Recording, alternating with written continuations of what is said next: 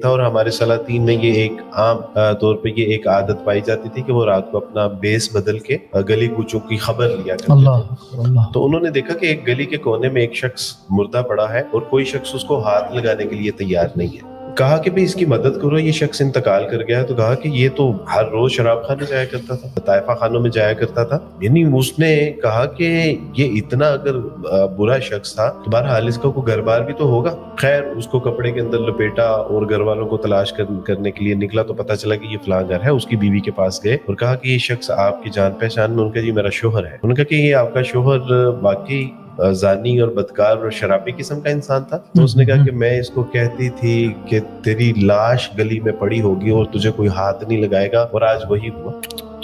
میں اسے کہتی تھی کہ باز آ جائیے، آپ جو چھپ چھپا کے ان جو ہے وہ طائفوں کے پاس جاتے ہیں، یہ شراب خانوں کے پاس جاتے ہیں، تو دراصل یہ کرتا تھا کہ یہ محنت مزدوری کرتا تھا، اس کے پاس جو سیونگ ہوتی تھی اس سے یہ کچھ شراب لیتا تھا اور اس کو نالی میں بہا دیتا تھا چھپ کر کے۔ لوگ سمجھتے تھے کہ یہ شراب خانے سے شراب خرید کے جاتا ہے، پیتا ہے اور اس کے بعد طائفوں کے پاس چلا جاتا ہے، لیکن یہ کیا کرتا تھا کہ وہ شراب کو نالی میں بہا کے کہتا تھا کہ آج میں نے چند مسلمانوں کے حصے کی شراب نالی میں بہا دی تاکہ وہ اس گناہ سے محفوظ ہو جائے۔